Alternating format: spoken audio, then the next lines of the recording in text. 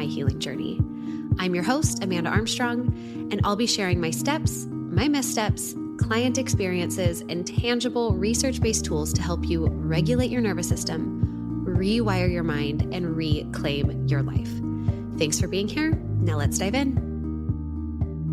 Quick note before we get into today's episode, this is part of my Back to the Basics series, which I am rerunning on the podcast right now.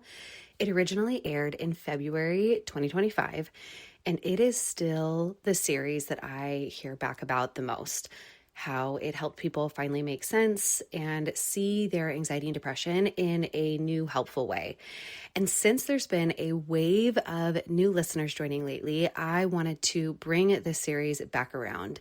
And for those of you who happen to be here the first time, I invite you to listen again through this series through the lens of where you are right now, because that's likely shifted over the last year and a half, and just curiously see what might land differently.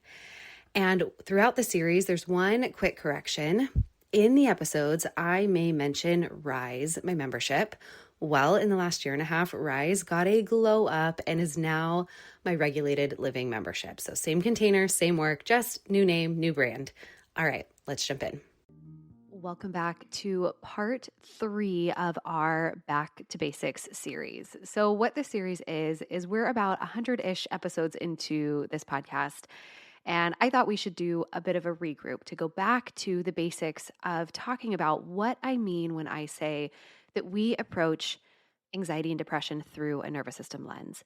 And my ultimate goal with this series, honestly, with this podcast, and really with all of the coaching that we do, is to help you understand that you are not broken, that your anxiety or your depression likely make perfect sense given your past lived experiences and your current life circumstances.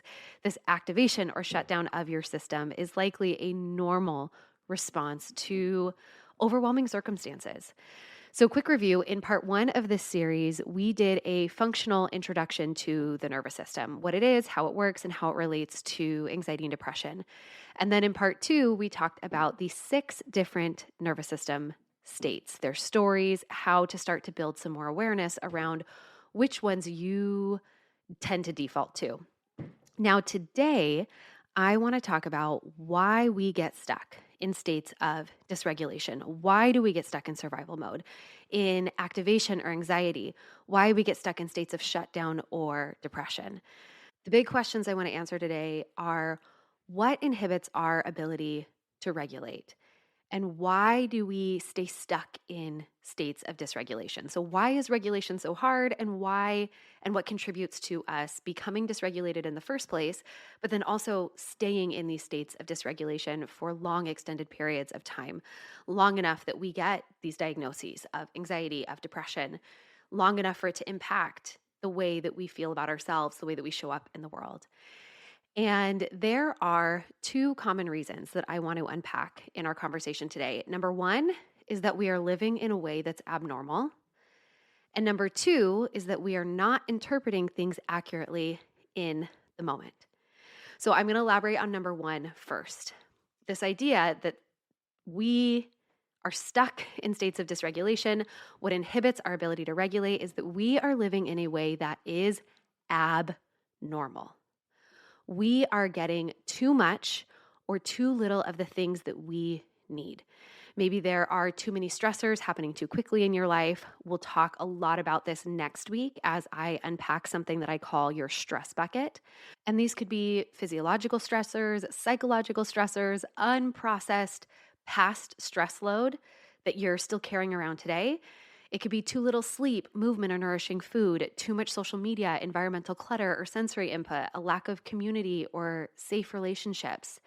This stress load could be coming from unknown health conditions or micronutrient deficiencies or hormone imbalances. So ultimately, what is happening here with this abnormal way of living is that there is an imbalance between things in your life that feel stressful versus things in your life that feel supportive. Things in your life that are stressful versus things that are biologically supportive to your nervous system. And when this is the case, your nervous system is actually working. It's working. It's putting you into states of activation or shutdown intentionally. But what's happening is that our societal norms or your current life circumstances are stacked against your biology. So let me put it this way. I have a plant in my house that I have done a terrible job of caring for. And when it began to wither because it didn't have the optimal nutrients, sunlight, water, etc., it is not because I bought a disordered plant. It is because that is how plants work. When they don't get the things that they need, they wither, they yellow, they die, they fail to thrive. We have to realize that when the health of a biological system declines for any number of reasons, and your unique contributing reasons are something that we explore with all of our one-on-one coaching clients. But when we don't have the things that nurture our nature as human beings, the natural response is anxiety and depression. The natural response is activation or shutdown. So thing number one that inhibits our ability to regulate, that puts us into survival mode in the first place and keeps us stuck in dysregulation is imbalance between stressors and supporters, is what I call abnormal living. If we are not living well, we cannot expect to feel well. This activation or shutdown of your system is a natural response to overwhelming and unnatural circumstances. And I spent way too long in my own healing journey without a doctor, a therapist, a psychiatrist, any of the practitioners that I saw asking me basic questions to get a snapshot of what my current circumstances looked like. I received way too many diagnoses without ever being asked how many hours of sleep I was getting a night, if I was eating enough, how supported I felt by others. There was no blood work done at any point in my mental health healing journey. I was labeled disordered for having natural reactions to an unnaturally stressful and depleting life. So my invitation for you is to take an honest and really gentle moment to reflect on if this might feel true for you too. Is it possible that your symptoms make sense as a response to past lived experiences, to current life stressors? Is there an imbalance of things that feel stressful versus supportive in your life right now? And maybe like me, you need to make space for some frustration or even some anger in realizing that you've been labeled with disorders and prescribed multiple medications before ever being asked these questions or being supported in seeing the full picture, what could be at the root of some of your symptoms. And my personal experience of receiving this kind of care, or in my opinion, lack of quality care, greatly contributes to why and how we work with clients today in helping them first to look at their current lifestyle and circumstances, consider past experiences. This is also why we now include comprehensive blood work as part of our approach in our one-on-one coaching program so that we can help our clients, number one, see that they're not broken. And number two, this takes a lot of the guesswork out of healing and creates a really tangible and personalized path forward. So consider taking a moment to just bring some awareness, bring some compassionate inventory to how your current habits, your current relationships, your current environments are either nurturing or depleting, are either stressing or in support of your biology. And this is something that we'll also expand on a little bit more next week. Number two, the second common reason why we get stuck in dysregulation, or why when living with anxiety or depression, we feel like we are broken or we're, quote, like not working right, is something we hear a lot from our clients when they notice that they're constantly overreacting or underreacting in their daily life. And this is because our nervous system might not be interpreting things accurately in the moment.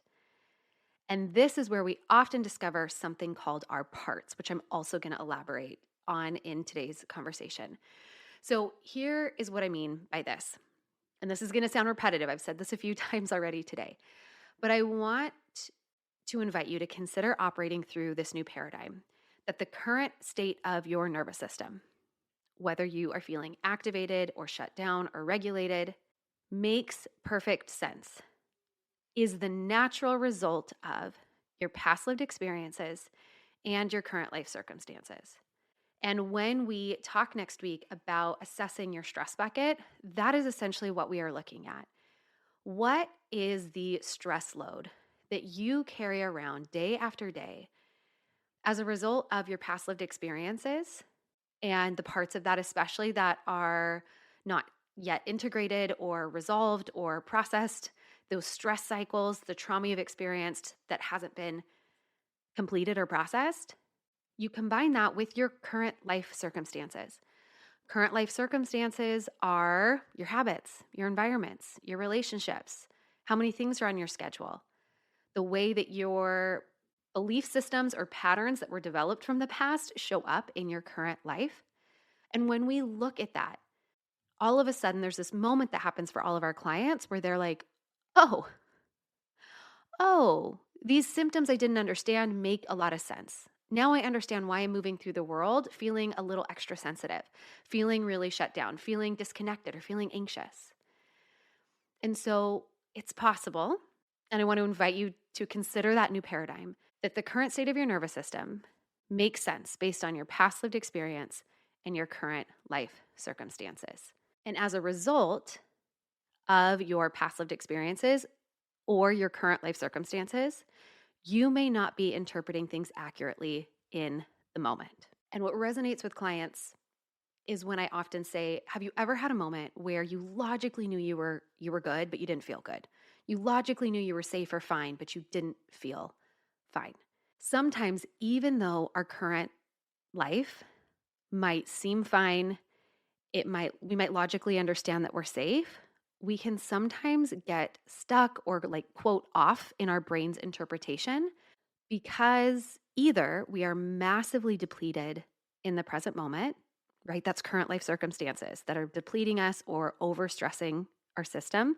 What you'll come to learn next week is what we call your stress bucket's really full, or because our past lived experiences have created some hypersensitivity in our system. And when your nervous system becomes symptomatic or hypersensitive, when it gets stuck in states of activation or shutdown, anxiety or depression, this is not a malfunctioning system.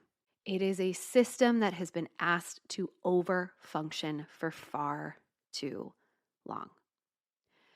So I want you to think about it this way. Think about a car alarm. A car alarm serves a really valuable purpose. There's a part in your brain called the amygdala that is kind of like your internal alarm system. So when we come back to thinking about a car alarm, it serves a purpose. It is there to keep the stuff in your car safe. It's there to keep your car safe. But now I want you to imagine a car alarm that is so sensitive that it doesn't just go off when somebody is trying to open the car or bump the car, but instead it goes off every single time somebody just walks by the car. Now we have a system that is getting set off with so many false alarms.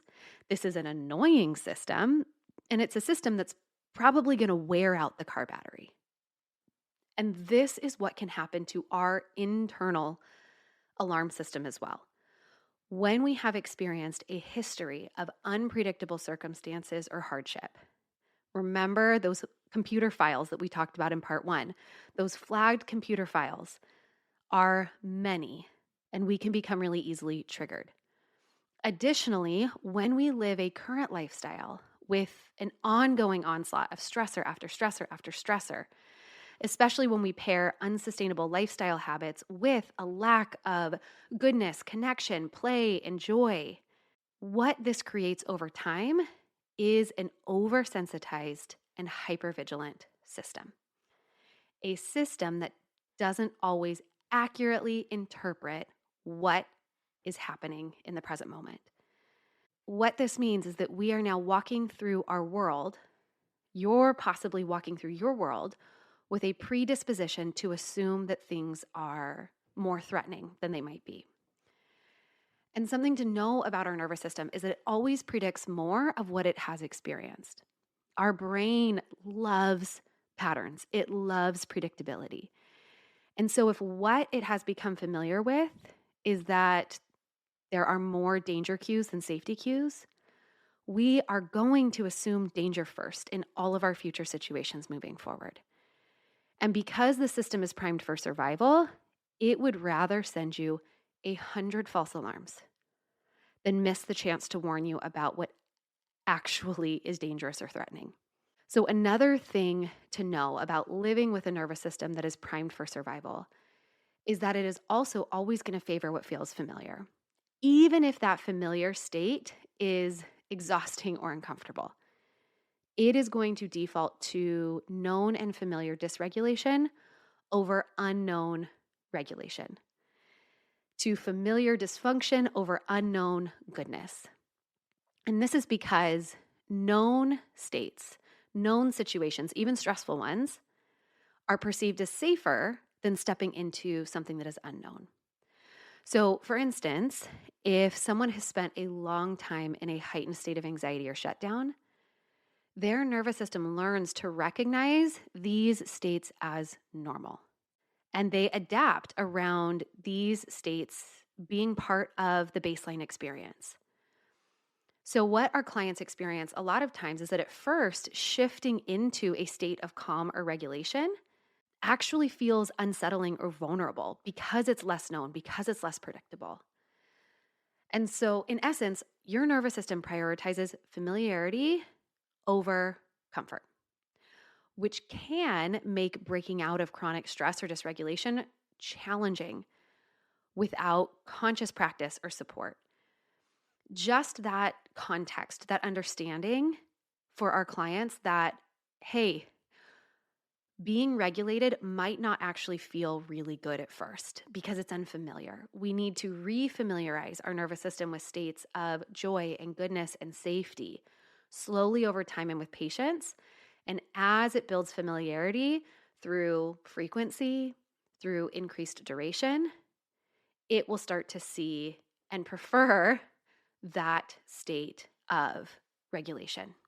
And because I know some of these concepts can be a little tricky to grasp, I want to try to explain this in one other way in case it resonates a little bit more with some of you listening.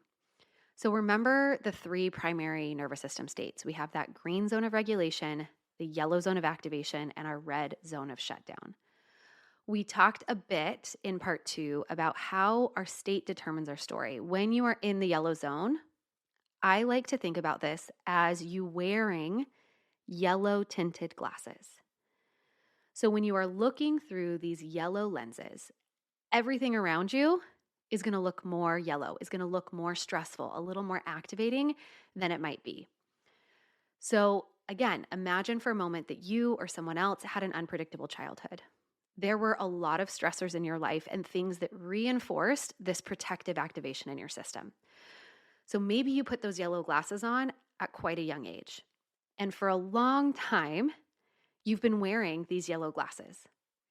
Now, if you wear these for long enough, this is just going to become your new normal. You are going to assume that maybe everybody views life through a little bit of a yellow tint because you don't know any different. Now, I am sitting in my office right now and the walls are white.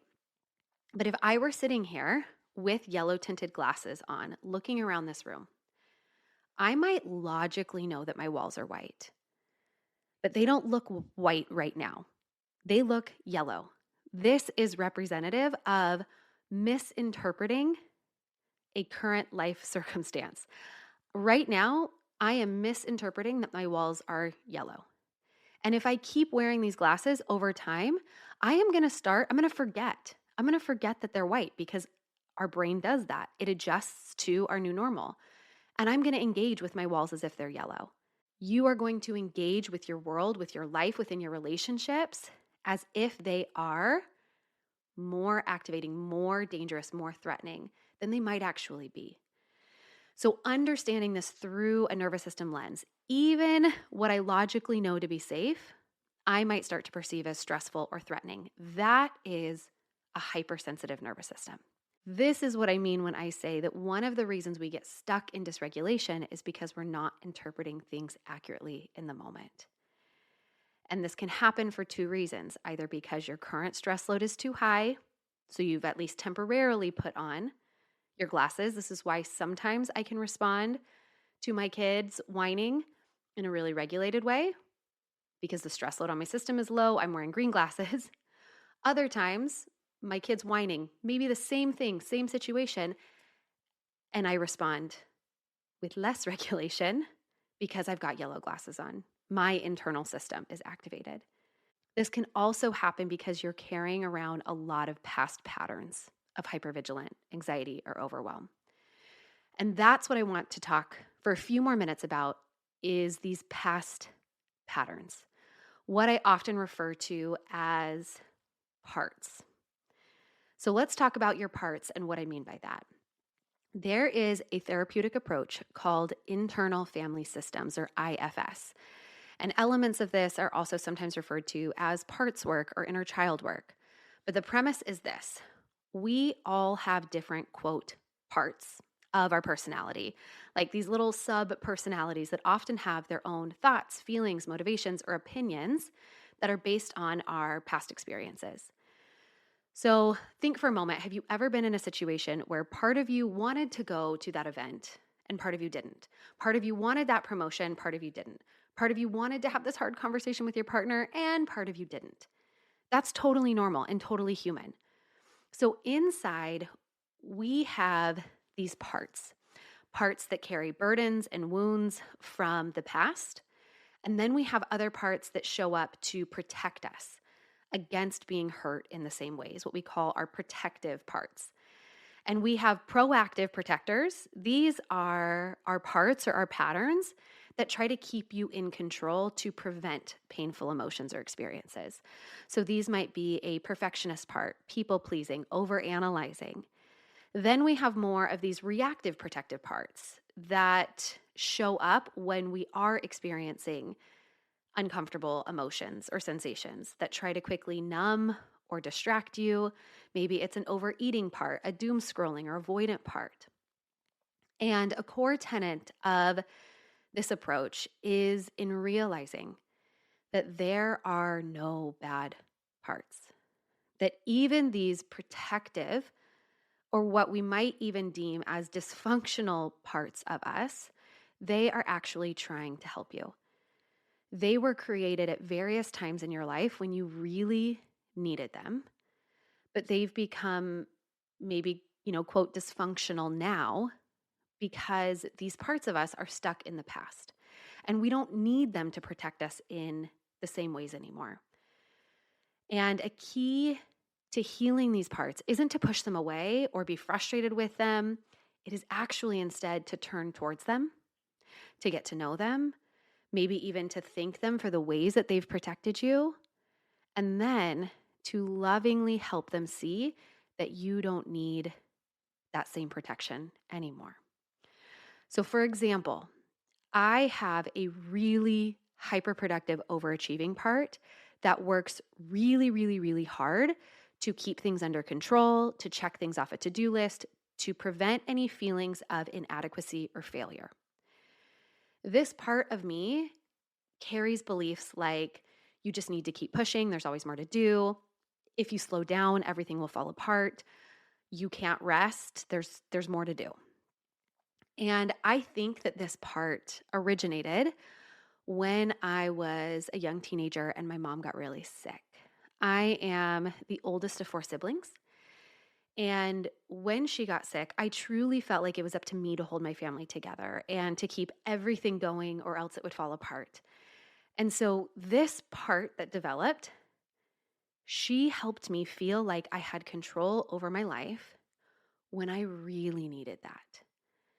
But now when she takes over, I get super overwhelmed. I take on too much. I feel like I can't ask for help.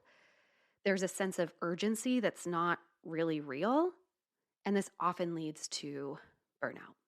And so a big part of my own healing journey has been realizing and recognizing and acknowledging these different parts of me, the ways that they show up, and to be able to notice when they're in the driver's seat of my life. Because when this hyperproductive, overachieving part of me is in the driver's seat, I am not accurately interpreting my current world, because it's a young teenager that's decided to dictate what everything in my current life means instead of my regulated adult self. And so in addition to our parts, our patterns, we all have a wise, authentic, and regulated self. And for a long time, I felt really disconnected from that self because my protective parts had been running the show for such a long time. And so one of the things that was so integral to my healing journey, and something that we bring into our client work as well, is to help them see these patterns, these parts, and to work with them to help them find new ways of supporting you in the reality of your current life circumstances. So to bring a lot of this together, stress management and understanding our deeper patterns are both essential pieces to regulation and healing. So one more time, the questions I set out to answer with this episode was to bring some clarity to what inhibits our ability to regulate, what gets us into states of dysregulation and keeps us stuck. And we get stuck in dysregulation for two main reasons: living in ways that are biologically abnormal, too many stressors, too little supporters, and because we misinterpret situations due to a hypersensitive nervous system and patterns that are often conditioned by our past experiences.